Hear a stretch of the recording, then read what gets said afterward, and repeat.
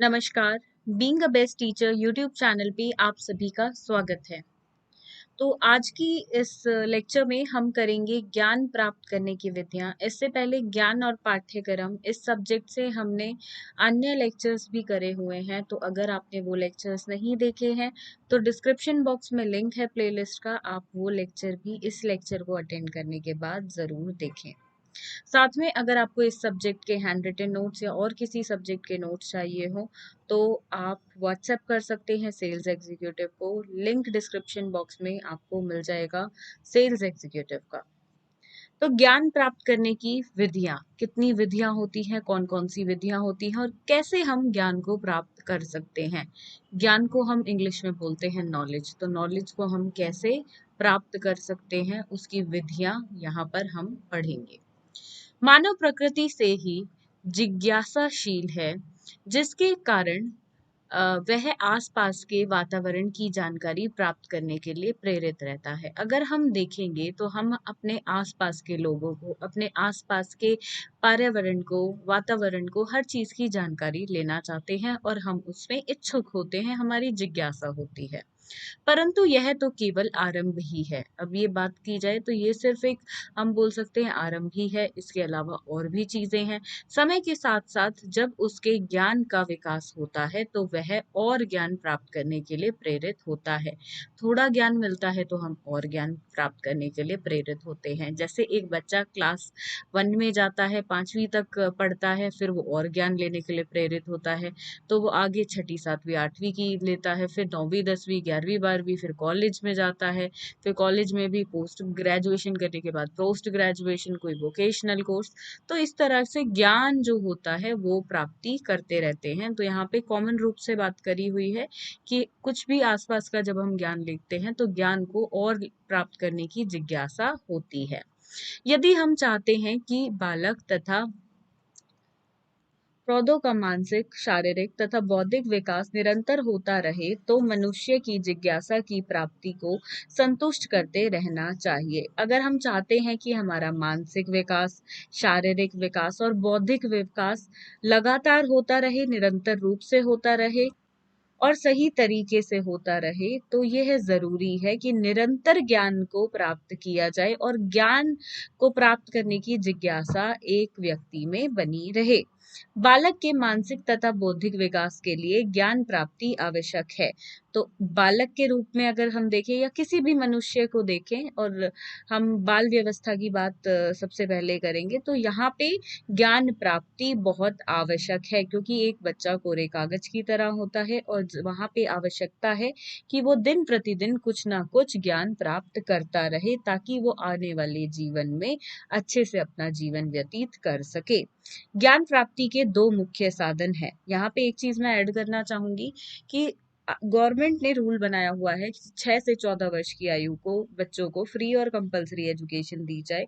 तो वो प्रावधान यहाँ पे क्यों बनाया हुआ है? क्योंकि ज्ञान प्राप्ति हो सके, जो जिंदगी को बिताने के लिए एक, हम बोल सकते हैं, इतना ज्ञान होना बहुत आवश्यक है और वो हर एक मनुष्य के पास होना चाहिए। तो इसलिए 6 से 14 वर्ष की आयु के बच्चों के लिए मुफ्त शिक्षा है और उनको जरूरी रूप से लेनी ही लेनी है। तो ज्ञान प्राप्ति के यहाँ पे दो मुख्य साधन हैं। पहला है इंद्रिय अनुभव के द्वारा ज्ञान, मतलब अपनी इंद्रियों के द्वारा, अपने सेंसेस के द्वारा। फिर तर्क बुद्धि, अपने ब्रेन के द्वारा, तर्कों के द्वारा, जो हम लाइक आगे अभी हम इसके बारे में पढ़ेंगे तो इसको और डिटेल में समझेंगे, जब हम कुछ तर्क दे के अपनी बुद्धि के द्वारा, अपने मस्तिष्क का इस्तेमाल करते हुए कोई ना कोई ज्ञान प्राप्त करते हैं। तो ये दो मुख्य साधन यहाँ पर हैं और इनके बारे में हम डिटेल में पढ़ेंगे। तो इंद्रियानुभव ज्ञान के अंतराक्त ज्ञान प्राप्ति हेतु निम्नलिखित विधियों का प्रयोग किया जा सकता है। तो कौन कौन सी विधियां हैं? काफी सारी यहाँ पे विधियां हैं और हम अब उनको डिस्कस करेंगे, उनके अच्छे से प्रकार पढ़ेंगे और ये आपको एग्जाम में लिखनी भी है। अब देखिए आपको क्या करना है, आपको यहाँ पे एक फ्लो चार्ट ऐड करना है। जितनी भी देखिए ये विधियां हैं, आप इनका फ्लो चार्ट ऐड करेंगे यहाँ पर। तो किस तरीके से यहाँ पे आपको फ्लो चार्ट बनाना है, तो आप ऊपर लिखेंगे विधियां, ज्ञान प्राप्ति की विधियां, या इंद्रिया, यहाँ पे इंद्रियों द्वारा जो ज्ञान प्राप्त करते हैं उनके अंतर्गत जितनी ज्ञान प्राप्ति हेतु विधियां हैं वो हम पढ़ रहे हैं। तो आप लिखेंगे इंद्रियानुभव ज्ञान और उसके बाद उसकी जितनी भी विधियां हैं आप वो लिख देंगे। तो इस तरह का फ्लो चार्ट बनाना बहुत जरूरी है, ये आपको ज्यादा मार्क्स दिलाने में हेल्प करता है। तो इस पे आप बिल्कुल स्टार लगा ले, इसको एक वो कर ले, आप फिक्स कर ले कि हर आंसर में आपको ये ऐड करना है। आप कम से कम एक और ज्यादा से ज्यादा 3 फ्लो चार्ट हर एक आंसर में बनाएं। तो ये चीज आपको बिल्कुल याद कर लेनी है। तो पहला है यहाँ पे अवलोचन विधि। ज्ञान में वृद्धि करने के लिए हमें प्रकृति के बाहरी रूपों को अवलोकन अवलोकन करना चाहिए। इस अवलोकन में हमें अनेक बातों का ज्ञान होता है। प्रकृतिवादी विशेष तौर पर प्रकृति को बालक की सब, नेक्स्ट पेज पे आ जाएंगे, से बड़ी शिक्षिका मानते थे। मतलब बच्चा जो प्रकृति के द्वारा सीखता है वो सबसे मुख्य है। देखिए, क्योंकि वहां से प्रैक्टिकल नॉलेज मिलती है, प्रयोजन करके बच्चा सीखता है खुद से। उनका कहना था कि प्रारंभ में वर्षों में बालकों को प्रकृति की गोद में रखकर शिक्षा देनी चाहिए। और देखिए, ये बहुत सारे टीचर्स भी, आप में से भी कई सारों का यही मानना होगा कि बच्चों को एनवायरनमेंट के साथ, मतलब प्रकृति से जोड़ते हुए चीजें सिखानी चाहिए और उनको करते हुए सिखाने की जरूरत है, ना कि सिर्फ आप किताबों में से पढ़ा रहे हैं। बहुत जरूरी है कि जो किताबों में पढ़ रहे हैं उसको करें और सीखें। रूसो अध्यापक का अधिक महत्व नहीं देता था। तो यहाँ पे रूसो अध्यापक जो थे वो अधिक महत्व नहीं देते थे। किस पर अधिक महत्व नहीं देते थे? अवलोचन विधि पर। उसके अनुसार, उनके अनुसार, तो यहाँ पे ऐसी लैंग्वेज यूज ना करें, तो थोड़ा सा ये मैं यहाँ पे आपको बोलूंगी, नोट से कॉपी ना करें, उनके यहाँ पे यूज करें, और देते थे तो इस तरीके से लिखेंगे हम। अनुसार बालक का सर्वश्रेष्ठ शिक्षक केवल प्रकृति है। तो उनके अनुसार जो बालक का सर्वश्रेष्ठ शिक्षक है वो केवल प्रकृति है। देन करके सीखना। अब देखिए, ये मैं ऊपर भी मैंने आपको एग्जाम्पल दिया। करके सीखने का अर्थ है कि आप खुद से कोई चीज कर रहे हो और फिर सीख रहे हो, ना कि सिर्फ आपने रटी रटाई बातों को बोल दिया या सीख लिया, अपने अंदर मस्तिष्क में डाल लिया। जब बालक इंद्रियों के द्वारा, मतलब इंद्रियों से, अपने सेंसेस से सीखता है, सेंसेस बोले तो आपकी आंख, नाक, कान, त्वचा, और इस तरह से, या टंग के द्वारा, जीभ के द्वारा, चक्कर, तो इस तरीके से बच्चा सीखता है अपनी इंद्रियों के द्वारा। तो वो ज्ञान बहुत महत्वपूर्ण होता है। तो यहाँ पे जब इसमें हमने ज्ञान के स्रोत करे थे, अगर आपने वो वीडियो नहीं देखी है ज्ञान के स्रोत पे, तो उसका लिंक डिस्क्रिप्शन में है, वो जरूर देखें। देखिए, ये टॉपिक सारे जो एक दूसरे से मिलते जुलते हैं। स्रोत हो गया आपका, विधियां हो गई, तो अगर आप एक कर लेते हैं और दूसरे की रीडिंग कर लेते हैं सिर्फ, तो आपको ये अच्छे से याद हो जाएंगे। सब एक दूसरे से मिलते जुलते हैं, बस आपको थोड़ा सा वर्ड्स का यहाँ पर है कि आपको वर्ड्स को घुमा फिरा के लिखना है, अक्षरों को थोड़ा सा घुमा के आपको यहाँ पे वाक्य बनाने हैं। तो आगे बढ़ेंगे। कार्य करने से उसे उस कार्य से संबंधित ज्ञान मिलता है। तो कार्य करने से कार्य की जानकारी होती है, ना कि सिर्फ उसको पढ़ने के बारे में। जैसे कि अगर बच्चे को बोला जाए कि साइकिल में 2 टायर होते हैं, आगे उसको आप पैडल मारते हो फिर साइकिल चलती है, तो यहाँ पे बच्चे को कभी पता नहीं चलेगा अगर उसको बुक में ही ये ज्ञान दे दिया जाएगा, सिर्फ बता दिया जाएगा। ये ज्ञान बच्चे को कब आएगा? जब उसको कार्य करके सीखना वो करेगा। खुद से जब तक नहीं करेगा तो तब तक ये बच्चे को नहीं आएगा। तो बहुत जरूरी है कि जो बच्चा सीख रहा है या करके कार्य सीखे बेसिकली, या किताबों से भी हम पढ़ा रहे हैं तो वो चीजें वो करके भी सीखे। इस विधि से ज्ञान प्राप्त करके रुचिकर तथा सहज होता है, रुचिकर तथा सहज होता है, तथा बालक का आरंभ विश्वास बढ़ता है और आत्मविश्वास बढ़ता है। बालक के अंदर कॉन्फिडेंस आता है, उसका आत्मविश्वास बढ़ेगा कि हाँ, मैंने जो सीखा वो, मतलब जो मैंने जिसके बारे में पढ़ा और वो मैं कर भी सकता हूँ, मैं वो सीख गया हूँ। तो ये चीज यहाँ पर बहुत जरूरी है। अगला है अनुभव से सीखना।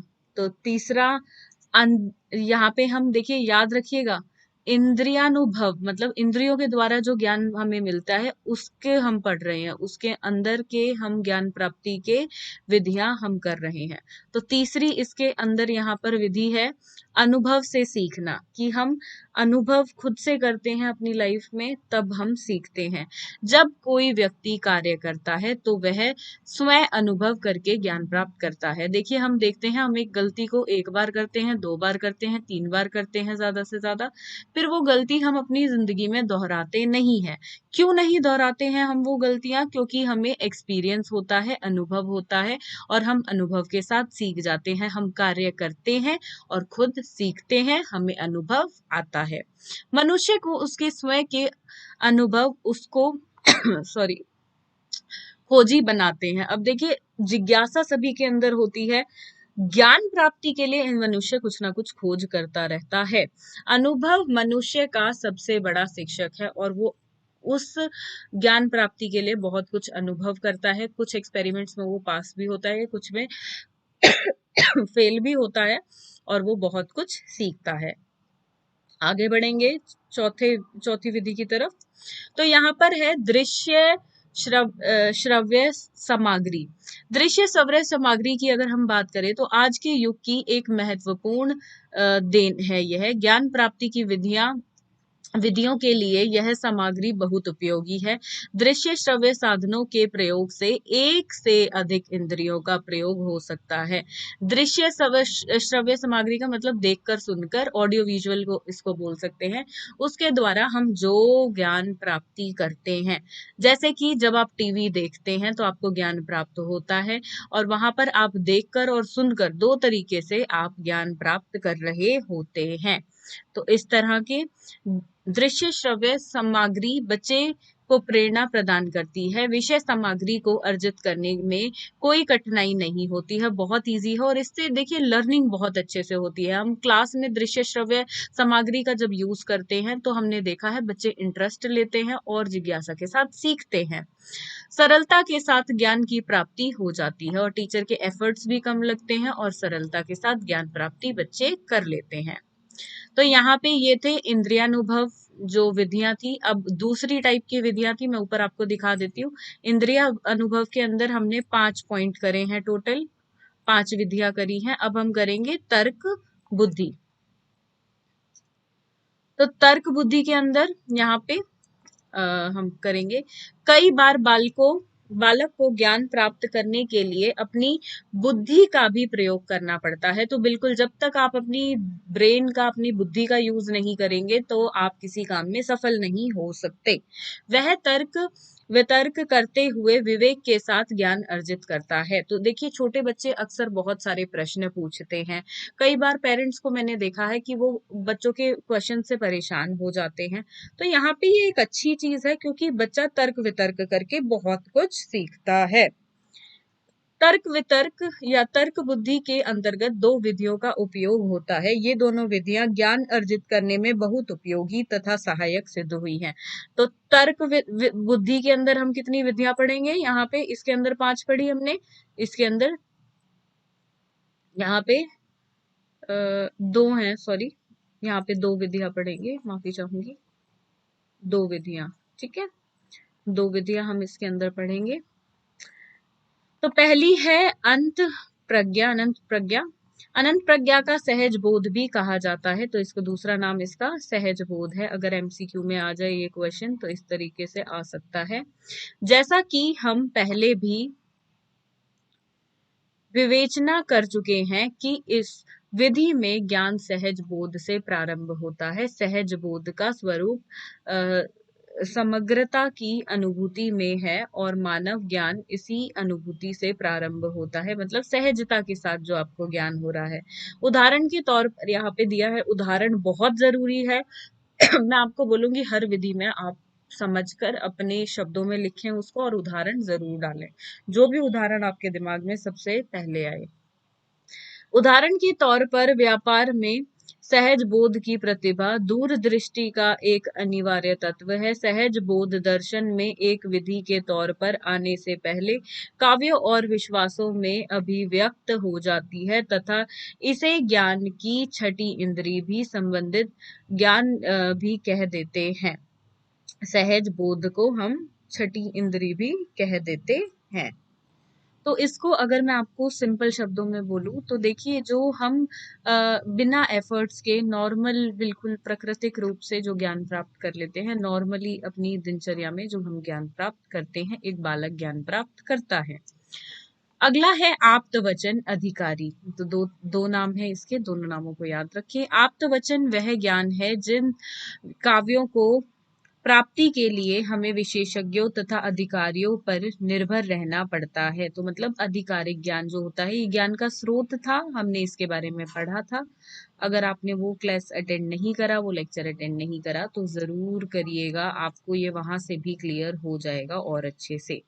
ये सभी विशेषज्ञ विषय विशेष के ज्ञाता होते हैं। इस ज्ञान का अधिकारात्मक ज्ञान भी कहते हैं। देखिए, ये हमने किया हुआ है, तो इसको हम ज्यादा डिटेल में नहीं देखेंगे। आप स्रोत में देखें, आपको ये मैंने बहुत अच्छे से एक्सप्लेन किया था, वहां से आपको समझ आ जाएगा कि लॉज वगैरह जो बनते हैं, जो कानून बनते हैं आधिकारिक रूप से, जो वो ज्ञान यहाँ पे ये होता है, और ये यहाँ पे उसी विधि की बात हो रही है। मैंने आपको बताया कि स्रोत और विधि एक दूसरे से मेल खाते हैं। आप दोनों की एक एक बार रीडिंग कर ले, काफी है, दोनों में ही आपका कॉन्सेप्ट सेम है।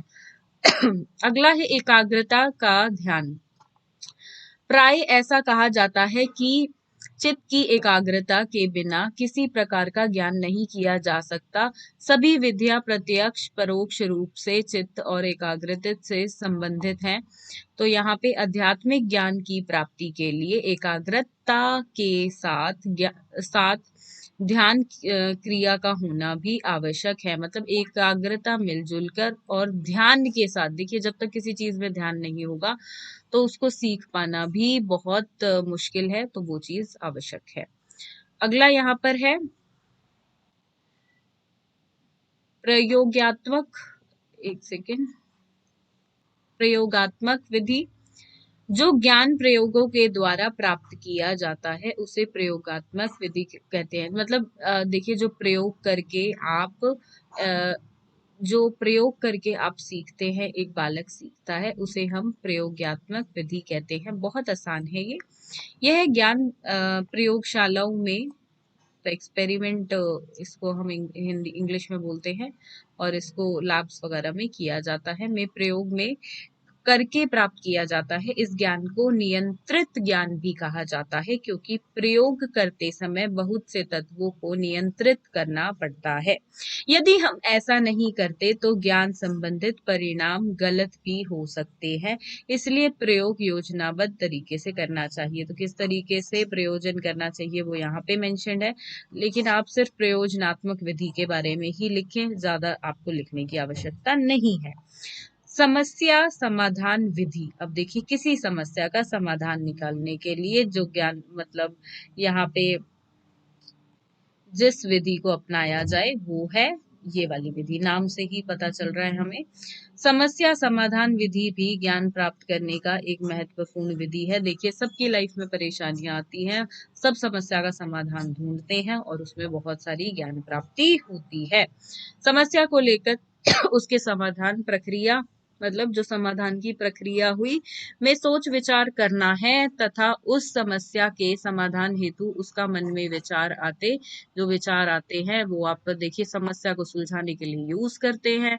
समस्या सुलझती नहीं है, आप अपना तरीका बदलते हैं। समस्या जिस चीज से संभलती है, मतलब सुलझती है, तो वो आप अगली बार भी अप्लाई करते हैं, अगली बार भी वही विधि अपनाते हैं कि हाँ, इससे तो मेरा काम बन गया, इससे मेरी समस्या का हल निकल गया, तो मुझे ये करना चाहिए। तो वही है यहाँ पे समस्या समाधान विधि। इसके बारे में और आप पढ़ सकते हैं।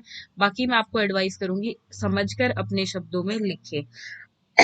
तो ये था आपका कंप्लीट टॉपिक, ज्ञान प्राप्त करने की विधियां। काफी लंबा लेक्चर आज का रहा, एंड उम्मीद करती हूँ आपको आज का ये टॉपिक क्लियर होगा। आज का लेक्चर कैसा लगा कमेंट बॉक्स में लिखकर ज़रूर जाएं, तब वीडियो को स्विच ऑफ करें। बाकी वीडियोस भी ज़रूर देखें जो हमने ऑलरेडी अपलोड की हुई हैं चैनल पे, तो वो लेक्चर्स अटेंड ज़रूर करें। चीज़ें आपको और अच्छे से क्लियर होंगी, चीज़ें आपको और अच्छे से समझ आएंगी। तो वीडियो को शेयर कर दें अपने कॉलेज ग्रुप्स में अपने फ्रेंड्स के साथ, एंड वीडियो को लाइक करें, शेयर करें, चैनल को सब्सक्राइब करें। Thank you.